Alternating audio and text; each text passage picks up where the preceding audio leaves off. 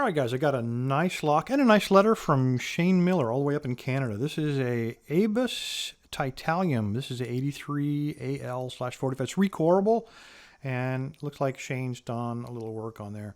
It says, I don't know if you remember me from the last lock I sent you. You called it the Frugal Challenge. Indeed, I do remember that. I can assure you that this lock is the upgraded version that I'm sure you will have fun with. Sincerely, Shane. And then he got a little mummified key there, and then he says, the lock's a bit tricky to get open with the key. You'll have to push the key. Okay, we'll figure that part out. Let's not mess with that stinking key. Let's try to pick this and see what kind of upgrades Shane is talking about.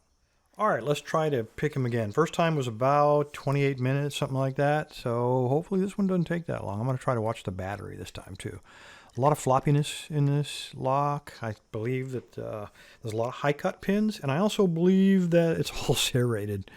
6 pins. All right, so I am going to try, well, let's not try that guy. Let's try something thinner, like a medium hook. I'm going to apply moderate tension and see if I can find the first binder. That was pin 5. I got to click off of him. Now I'm lightening up on my tension. I'm getting some counter rotation off of pin 2.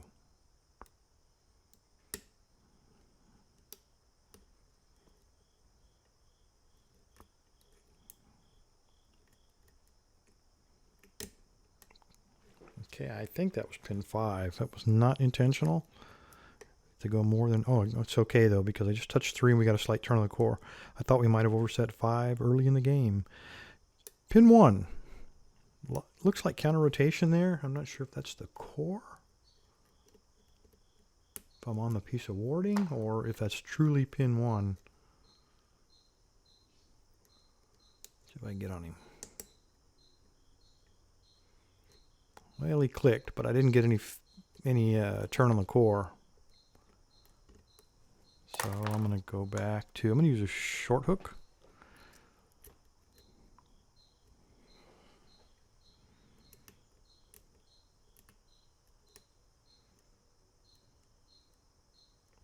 Pin 3, counter rotation.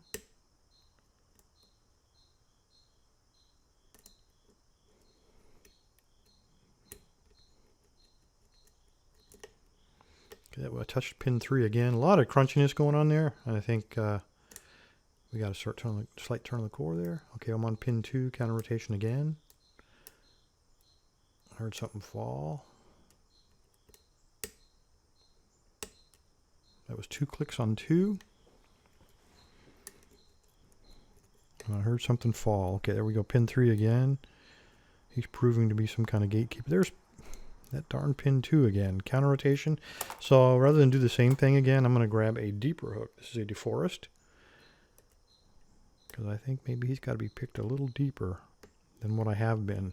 So I gave him 2 clicks a while ago. I'm going to try to go 3 if I can get it. And no, it's seized up.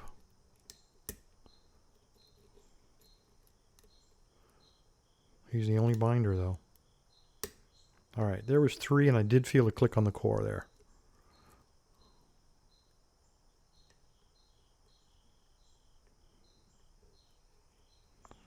Okay, pin 3 is binding, but I think that you see bouncing on the core. I think that's the warding, but it's the only binder, so I really don't have a choice here. I'm going to go with him, and I got a light click on him.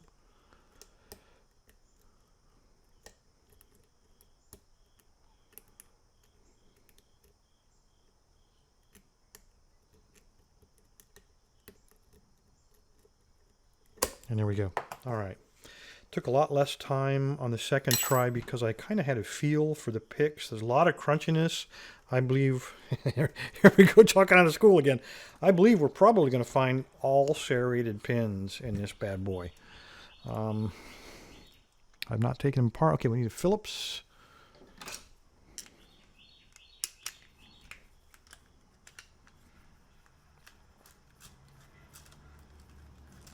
So if you add the first roughly 30 minutes to however long this one was, looks like about another, I don't know, 5 or 6 minutes there. We're looking at 35 minutes to pick him.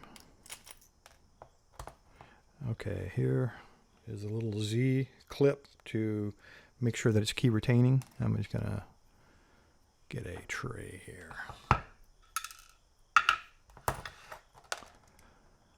All right, nothing unusual in there. Just set them right there, put the screw here. Okay, we do have a key, so let's go ahead and lock him back up. Let's pull that key out. There's our sealed key, and it said on the bottom here, this is sealed only, open if needed. We don't need it, but let's see what Shane had to say.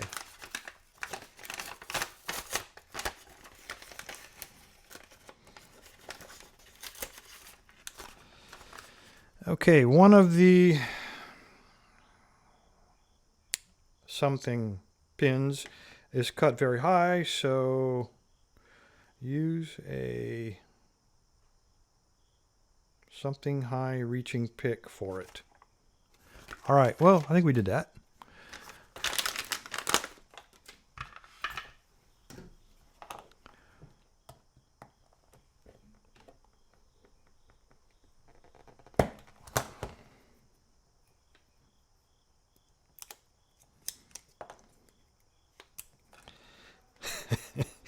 Those must be the two he's talking about. Hand cut. Beautiful job. You got these two really high cut pins hiding behind these super low cut pins. I'm surprised I got it. Had I not been able to pick from the bottom of this keyway, I don't think I would have been able to get that high, quite honestly. All right, let's see what we got here. He says it's a little fidgety.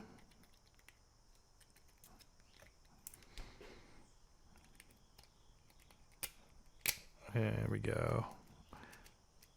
Okay, says, let's see, P.S.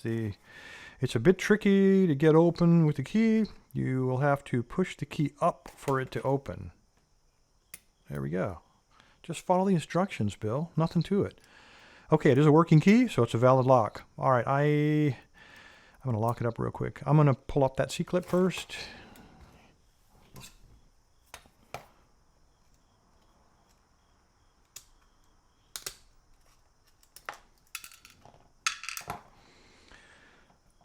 All right, let's lift up, turn a little bit to right there. Let's take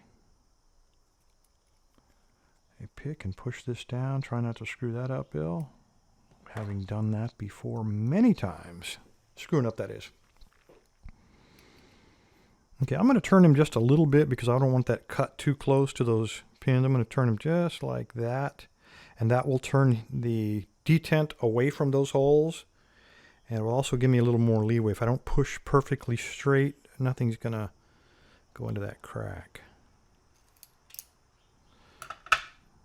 There we go. So far, no disaster. Looks like everything indeed is threaded. Let me zoom this out so it makes it easier for me to stay in frame. All right, serrated. It is a spool. It is a spool. It is a tiny little spool. Serrated. And the last one, tiny little spool. Every single one of those is threaded. Very nice. Nice clean cuts on those threads. Very sharp. All right, let's see what we got upstairs. Shane, what have you done to me here? Why did it take 30 minutes? All right, we have serrated. Actually, yeah, it's serrated. It's kind of bent up. I didn't do that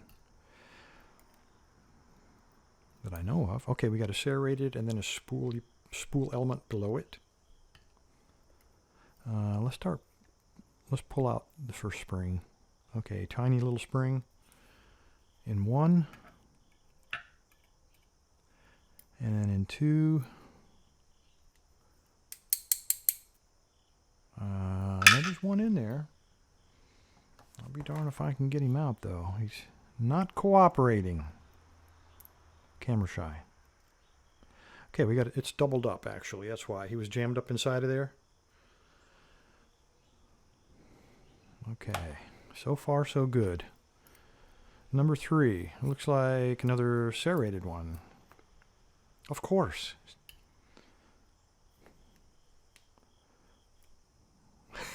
And maybe another doubled up spring.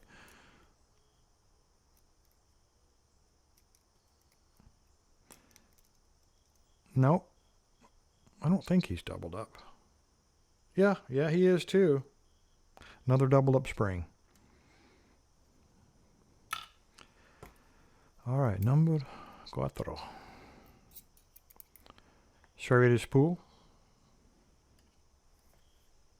Are all these doubled up, Shane? Man. And the answer would be yes. Yes, indeed.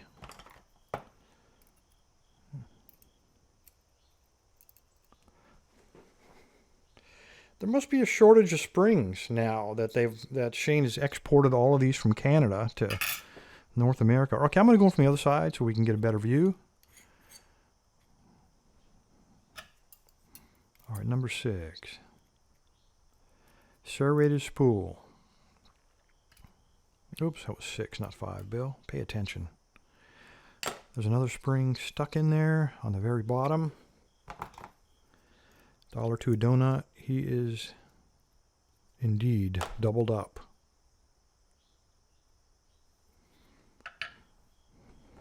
And the last one.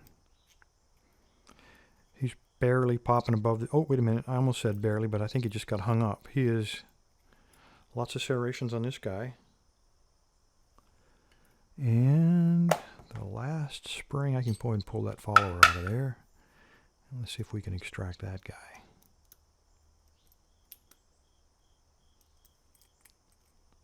And of course, it's another doubled up one. All right. In the upper shell, I'm looking at, well, you can look at the top here and you can see that he's threaded from the front to be chamber number 1 is threaded. Number 3, 4, 5, and 6 are all threaded. Only one not threaded is chamber number 2. But when I look in here, look at number 6. Oops, sorry about that. Number 6 does have threads, but only about 1 or 2 threads in the very top. And it looks like chamber number 4 there, even though it's threaded up here, it is not threaded in there. So I think Shane has been pulling my leg just a little bit, trying to fake me out, hoping I would look at this and assume that they are indeed all threaded. This might be a better angle. Yeah, there we go. Now you can see chamber number 1, 3, 4, I'm sorry, 1, 3, 5, and 6 are threaded. Number 2 and number 4 are not, even though up here it shows that it is. Okay, great psychological warfare, Shane. This is what it looks like. This took more, counting both picks, took more than 30 minutes to get into. So we got a lot of threads to deal with, and he capitalized on that by using almost all serrated or very sharp-edged spools to snag on them. Notice this is a key pin, but it does not have a pointy end. It's kind of rounded off. Pointed end, and this one also no pointy end. It almost looks like a little, oh, there he is. Just barely rounded off there. And then upstairs, again, all sharp edges designed to grab those. And then we had doubled up springs in every single chamber except chamber number 1. We had this really weak little copper spring. Anyway, Shane, thank you, sir. I am not giving any of Canada's springs back. If you guys have a shortage, it's your own fault. You sent them to me. I'm keeping them. Appreciate your time, guys. Stay safe. Stay legal.